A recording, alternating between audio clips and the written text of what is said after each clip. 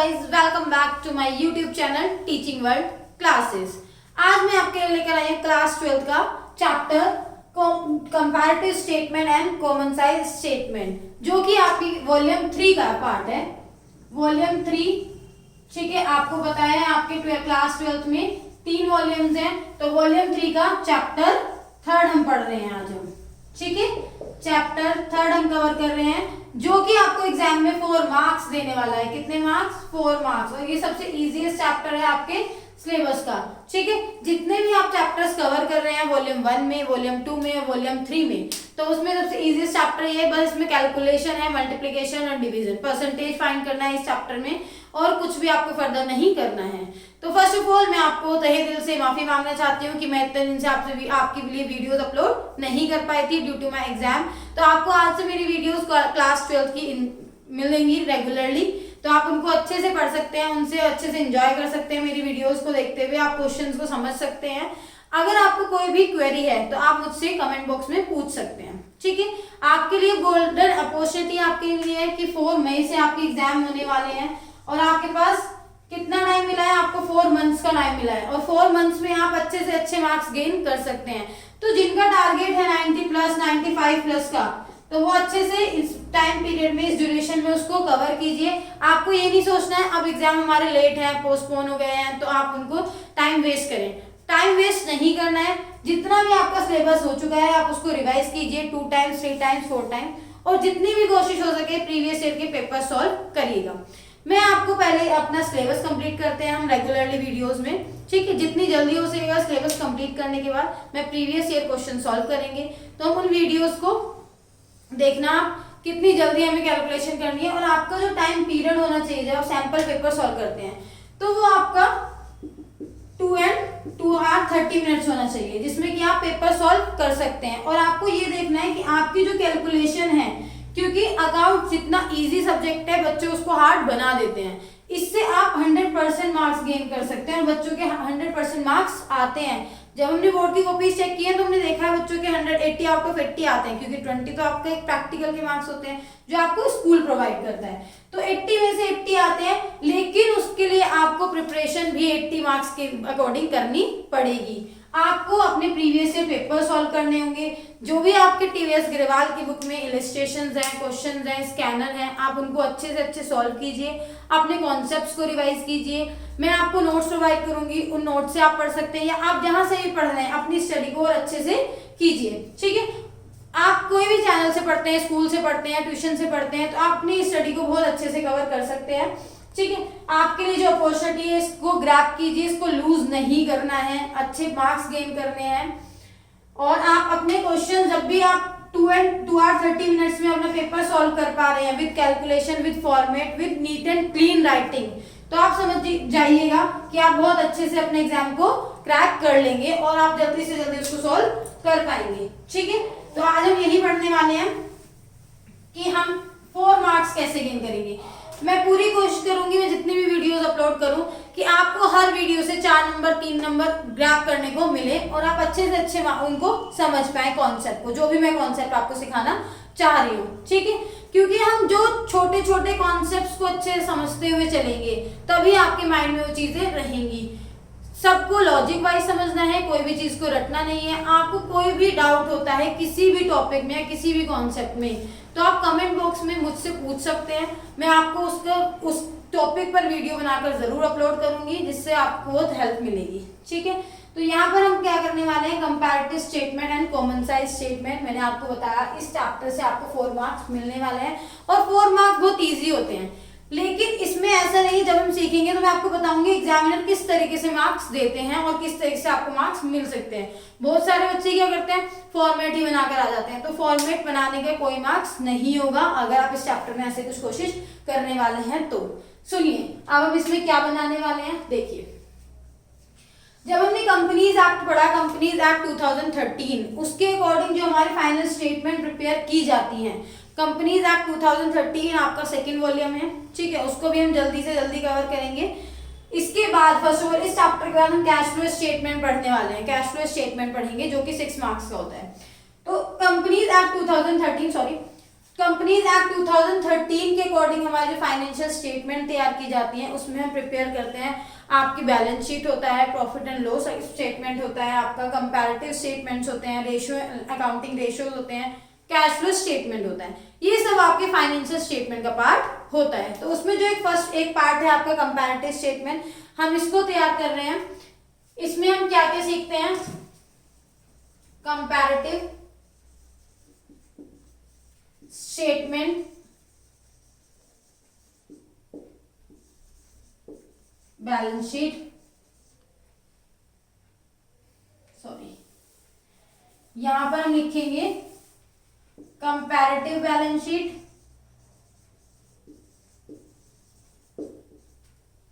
Next हम सीखेंगे comparative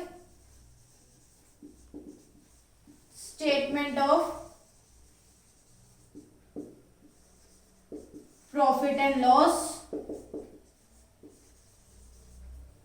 next common size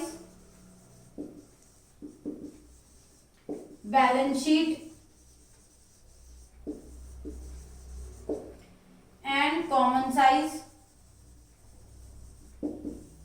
statement of profit and loss.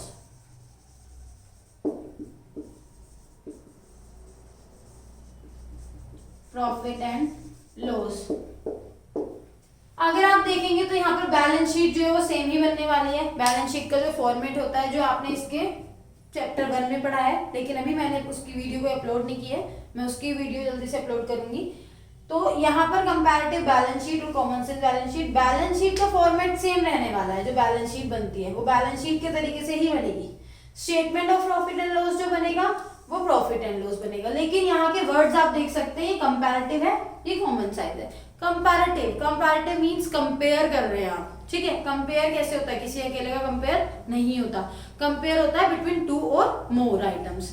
अब यहाँ पर आप कंपेयर कैसे कर सकते हैं? क्लास में स्टूडेंट्स हैं तो आप क्लास में कंपेयर कैसे करेंगे? 2 बच्चों में कंपेयर करेंगे या 2 का 4 से कंपेयर करेंगे? किसी भी सिंगल स्टूडेंट का आप कंपेयर नहीं कर सकते। तो यहाँ पे भी बैलेंस शीट कंपेयर करेंगे बैलेंस शीट का, तो आपको बैलेंस शीट जो गिवन होगी वो 2 और मोर ईयर्स की गिवन होगी, और 2 ईयर्स की भी गिवन है तो आप उन दोनों ईयर्स में कंपेयर कर सकते हैं। जस्ट एन एग्जांपल, आपको प्रीवियस ईयर की बैलेंस शीट गिवन थी और करंट ईयर की बैलेंस शीट गिवन थी। इसमें एसेट थी आपकी 1 लाख, बैलेंस शीट सब अवेयर है, लायबिलिटीज एंड एसेट्स होती हैं बैलेंस शीट में, क्लियर। तो 1 लाख की एसेट थी और यहाँ पर हो गई 2 लाख की एसेट्स हो गई। तो करंट ईयर में हमारी एसेट्स इंक्रीज हुई है 1 लाख की। तो इस तरीके से आप कंपेयर करेंगे। पहले हमारी बैलेंस शीट में एसेट जो थी वो 1 लाख की थी प्रीवियस ईयर में, और करंट ईयर में हमारी जो एसेट्स हो गई हैं वो 2 लाख की हो चुकी हैं। कितना परसेंट इंक्रीज हुआ है? साफ दिख रहा है हमारा 100% इंक्रीमेंट हुआ है, ठीक है। तो यहाँ पर हम देख सकते हैं किस तरीके से हम क्वेश्चंस करने वाले हैं, फॉर्मेट के अकॉर्डिंग बताऊंगी। तो पहले यहाँ पर कंपैरेटिव बैलेंस शीट सीखेंगे, comparative statement of profit and loss सीखने वाले हैं हम, फिर then common size balance sheet, common size statement of profit and loss. Format same रहेगा, हम कंपैरेटिव एक साथ सीखेंगे आज की वीडियो में, और कॉमन साइज नेक्स्ट वीडियो में हम कवर करेंगे, ठीक है। तो उससे आप ये दोनों चीजें कवर कर सकते हैं। अब हम पहले कंपैरेटिव की डेफिनेशन वगैरह कर लेते हैं। डन, आई होप इतना समझ में आ गया होगा। कंपैरेटिव स्टेटमेंट, कंपैरेटिव स्टेटमेंट होता क्या है? कंपैरेटिव स्टेटमेंट में हम बोथ आइटम्स कवर करने वाले हैं। बोथ आइटम्स मतलब बैलेंस शीट भी और statement of profit and loss भी। कंपैरेटिव स्टेटमेंट कंपेयर करने वाले हैं हम। It means a comparative study of components, elements और आइटम्स। आप कंपोनेंट्स, एलिमेंट्स और आइटम्स कुछ भी बोल सकते हैं इन तीनों में से। किसके आइटम्स होंगे वो? बैलेंस शीट के और statement of profit and loss के, जो भी आपको क्वेश्चन में प्रिपेयर करने के लिए कहा गया है। बैलेंस शीट है तो बैलेंस शीट के आइटम्स होंगे, statement of profit and loss है तो statement of profit and loss के वो आइटम्स होंगे। 2 और मोर ईयर्स, 2 साल और 2 साल से ज्यादा के गिवन हो सकते हैं। तो हम क्या कह सकते हैं? It means a comparative study of components और एलिमेंट्स और items of balance sheet and statement of profit and loss for more than 2 और मोर ईयर्स, 2 और 2 से ज्यादा साल के लिए। यहाँ पर हमें क्या चीज फाइंड करनी है? इस फॉर्मूला को भी समझते हैं। पहले मैं एक एग्जांपल ले लेती हूँ आप लोगों के लिए, ठीक है। आपको एक बैलेंस शीट गिवन है, क्या गिवन है? बैलेंस शीट, और हम उसको बना रहे हैं कंपैरेटिव बैलेंस शीट। अब हमने उसको कंपैरेटिव बैलेंस शीट में कन्वर्ट किया है। आपके एग्जाम में आया कंपैरेटिव बैलेंस शीट प्रिपेयर कीजिए, ठीक है। तो हमारा जो फॉर्मूला वो होता है format particulars, note number, previous year that is current year. इतना आपको हमेशा क्वेश्चन में गिवन होगा। चलिए ठीक है, इतना गिवन है। देखते हैं हम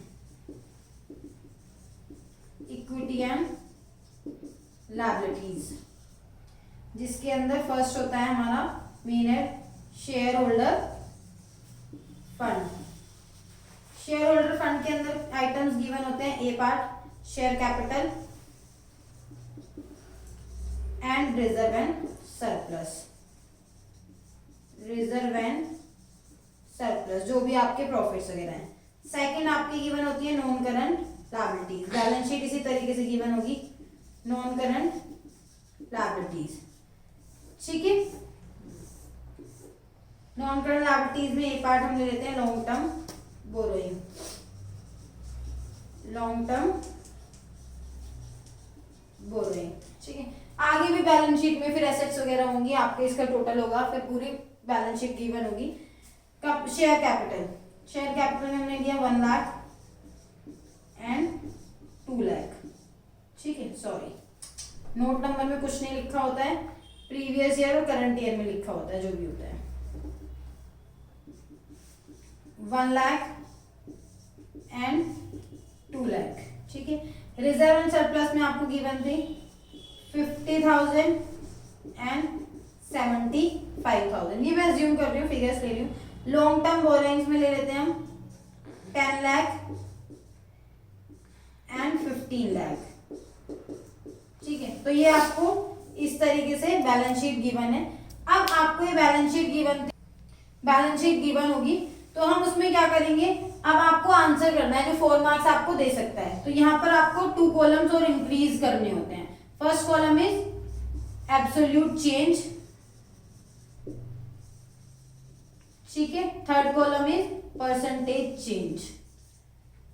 इतना पोर्शन आपको एग्जाम में गिवन होगा, क्वेश्चन पेपर में आपको मिलेगा, उसी को आप कॉपी पेस्ट करेंगे। देन उसके सामने आपको दो कॉलम और इंक्रीज करने हैं, फिर उसमें आपको अपना आंसर लिखना है। जैसे कि इसको हम लेते हैं ए, इसको हम कहते हैं बी, इसको हम कहते हैं सी। सी कैसे फाइंड होगा, बी माइनस ए। ये है डी, डी कैसे फाइंड होगा, सी इंटू 100 डिवाइड बाय ए, ये जो आपका ए है। और यही चीज मैंने यहाँ पर लिखी है एब्सोल्यूट चेंज। एब्सोल्यूट चेंज को हमने सी नाम दिया है, और amount of previous year that is a, amount of previous year, और मल्टीप्लाई में 100 है जो आपको डिनोट करता है परसेंटेज को। ठीक है, हम इसमें से इसको माइनस करेंगे तो हमारा एब्सोल्यूट चेंज आ गया है 1 लाख रुपीज का। इसमें से इसको माइनस करेंगे दैट इज 25,000 रुपीज का चेंज हुआ है आपका। इसमें चेंज कितना हुआ है, 5 लाख रुपीज का चेंज हुआ है। ठीक है, अब अगर आप सोचते हैं इतना भी करके आपको एग्जाम में मार्क्स मिल जाएंगे, तो ऐसा नहीं है। आपको मार्क्स मिलते हैं इन दोनों आइटम्स के। आपने ये भी लिखा हो, ये भी लिखा हो, फिर ये वाला आइटम, फिर ये वाला आइटम, स्टेप वाइज मार्किंग होती है। लेकिन अगर आपने सिंपल ये लिख के हुए डायरेक्ट माइनस करके, तो उसके मार्क्स आपको नहीं मिलेंगे। एक और चीज मैं बताना चाहती हूँ, आपके माइंड में क्वेश्चन आ सकता है कि मैम अगर ये चीज फिगर ज्यादा है, ये कम है, तो आपका आंसर नेगेटिव में हो सकता है। और नेगेटिव के लिए आप ब्रैकेट यूज करेंगे, माइनस का सिंबल यूज नहीं करना कभी भी, ये ऐसे माइनस यूज नहीं करेंगे। चलिए मैं एक एग्जाम यहाँ पर फिगर में ही ले लेती हूँ आपके लिए। ठीक है, जैसे कि हमारा ये था, मैं यहाँ पर ले लेती हूँ, इसको हम करते हैं 75,000, ठीक है, और इसको हम करते हैं 50,000। आपको एक माइनस की फिगर का भी आइडिया हो जाएगा।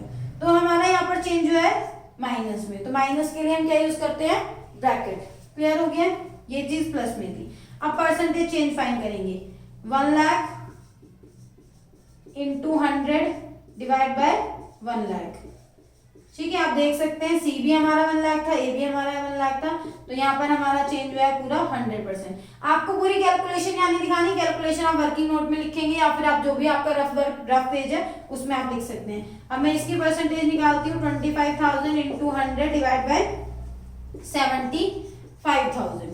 ठीक है, तो आप कर सकते हैं इसको, कितना आ जाएगा ये, 2500 डिवाइड बाय 75,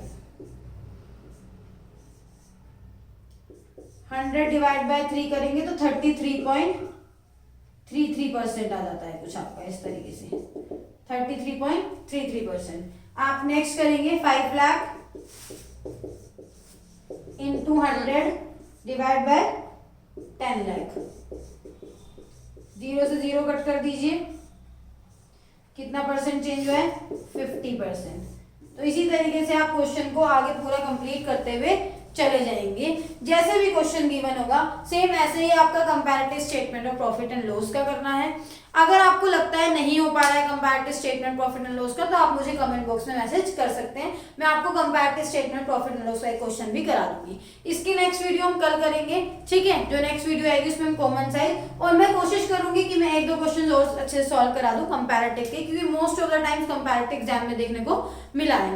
तो comparative statement profit and loss अगर आता है तो हम उसको अच्छे से प्रिपेयर कर लेंगे। आई होप आपको ये वीडियो मेरी पसंद आई होगी। अगर पसंद आई है तो मेरी वीडियो को लाइक कीजिए, ज्यादा से ज्यादा शेयर कीजिए, मेरे चैनल को सब्सक्राइब कीजिए, और ऐसे ही मेरी वीडियोस आपको मिलती ही रहेंगी आगे, जिससे आपको एग्जाम में बहुत हेल्प होने वाली है। Thank you so much.